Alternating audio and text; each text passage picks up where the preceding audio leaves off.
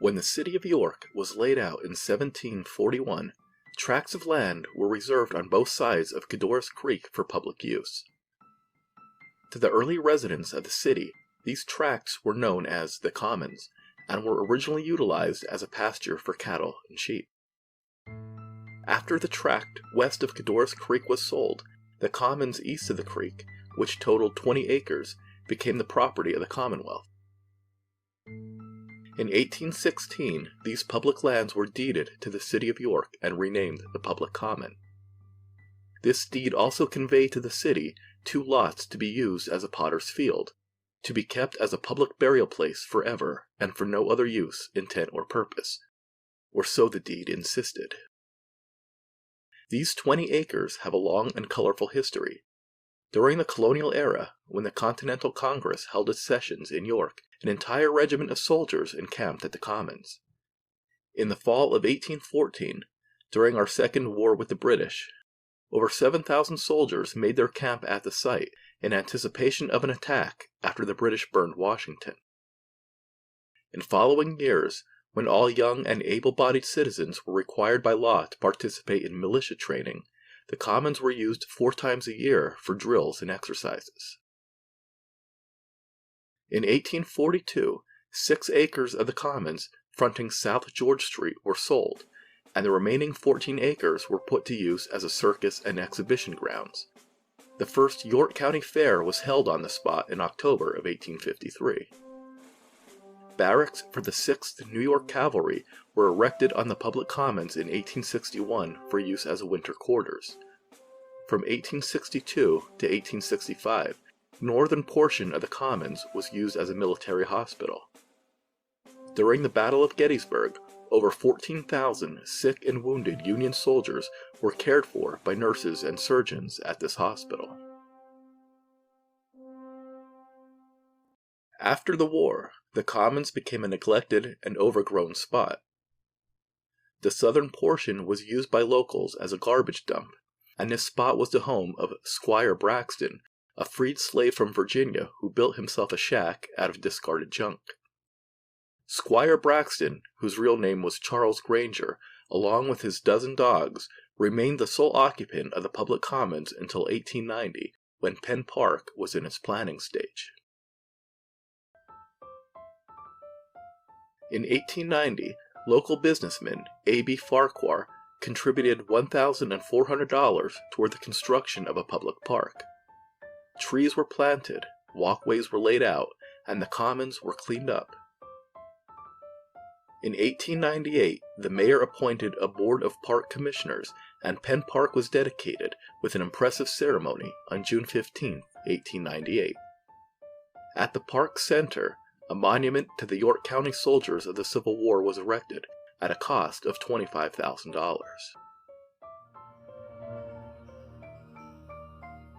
However, while the park soon became a place for joyful picnics and band concerts, grim darkness lurked at its borders. On April 28, 1897, by order of the Court of Common Pleas, the Potter's Field at the northern section of the public commons was sold to the York City School Board for the erection of a new school. William Penn High School now occupies this spot. Under this agreement, the school board was responsible for the excavation and removal of bodies to the new Potter's Field, which had been established on the York and Harrisburg Turnpike. This, of course, violated the original 1816 deed, which guaranteed that the Potter's Field would be used as a public burial ground forever, and that said land could never be used for a different purpose. Even before the sale was finalized, the school board sought ways to cut costs. They agreed that the excavation would be limited to the immediate site of the proposed school building only, an area 80 by 155 feet in dimension. Because of a boundary disagreement between the school board and the English Catholic Church, now St. Patrick's Church, which stands across the old Potter's Field on South Beaver Street, the portion of the grounds used by the church for its stable was not excavated. Records show that the York School District spent $461.94 on dynamite and disinfectant during the hasty removal of bodies which had reposed in peace since 1816. Although the Board of Health estimated that 600 bodies were buried at Potter's Field, work was suspended after just 168 bodies had been excavated by order of President Evans of the school board, after an investigation showed that the school board had been misspending funds.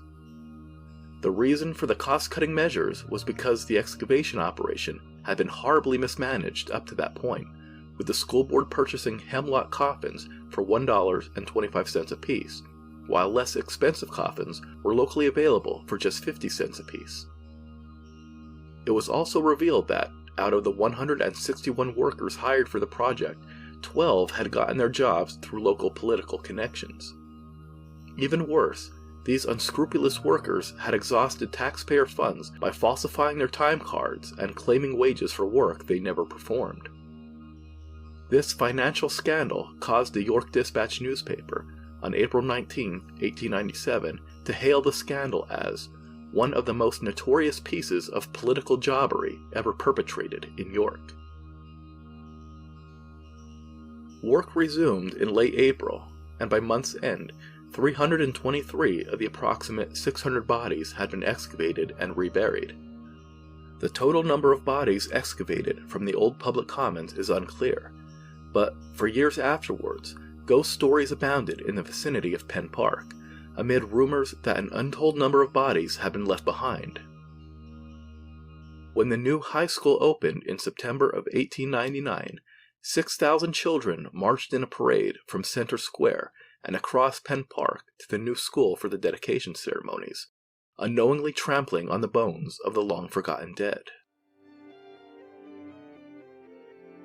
With its history as a military hospital and burial grounds, it is not surprising that Penn Park soon became the topic of ghost stories and strange tales, though none are as strange as the story of the veiled woman who made her appearance in the fall of 1903.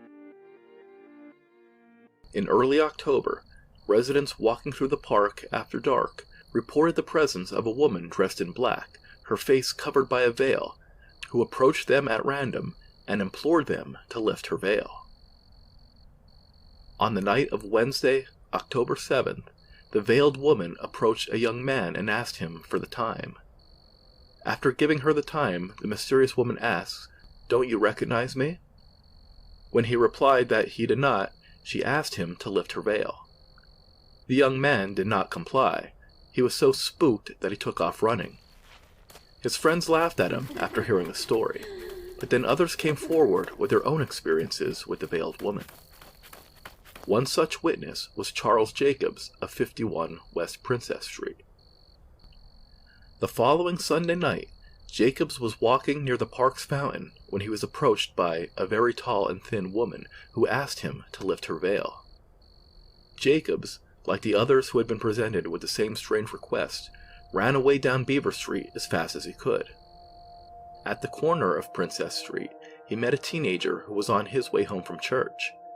Jacobs warned the youth to watch out for the ghost of Penn Park, but the teenager laughed and continued on his journey. But he, too, was approached by the veiled woman when he entered the park. He also took off running when she asked him to take a peek under the veil. When he returned home, he told his parents of the strange encounter, and the police were notified. Despite the police presence, the woman in black continued to make her nightly appearances. Though her identity has never been ascertained, a young man named William Berger was reported to be the only one who had the courage to accept the woman's challenge and raise the black veil. According to Berger, he was cutting through the park on his way home from work on the evening of Monday, October 26th, when he encountered the woman near the high school, on the grounds of the old Potter's Field. After she had asked her usual questions, she said, "Do you not recognize me?" "No," replied Berger. "Then lift my veil," she said. The young man placed his fingers on the black fabric and lifted it, revealing a young and beautiful face with pearly teeth and dimpled cheeks. Suddenly, she brushed Berger's hand away, and the veil once again concealed her face. By the time Berger was able to regain his composure, the veiled woman was gone. Patrolman Miller, who was the park's night watchman, had heard about the strange woman, and told the Reading Times that he had been accosted by the veiled woman on 3 separate occasions. Like William Berger, Patrolman Miller was convinced that she was not a ghost, but a living creature of flesh and blood. Though he was unable to detain her, it was his belief that the apparition was merely a demented woman. So who was the mysterious veiled woman of Penn Park, and why did she only implore young men to lift her black veil? Was she merely a prankster looking to scare unsuspecting park visitors out of their wits? If this was the case, she certainly succeeded. Or was the park policeman correct in his assumption that she was deranged? If so, one has to wonder what bizarre mental aberration compelled her to dress in funereal clothing and search for a man who recognized her. Had she lost her mind after being deserted by a lover? If such was the case, why did she choose to haunt Penn Park, and why after dark? Did the park hold a special romantic significance in her tortured heart? Maybe she had strolled the park with him on some long ago starry night, holding hands, unaware that this rendezvous might be their last. These questions are nearly as intriguing as the possibility of a lifelike ghost prowling the grounds of the old Potter's Field, upset over the desecration of a grave which had been undisturbed since the early 19th century.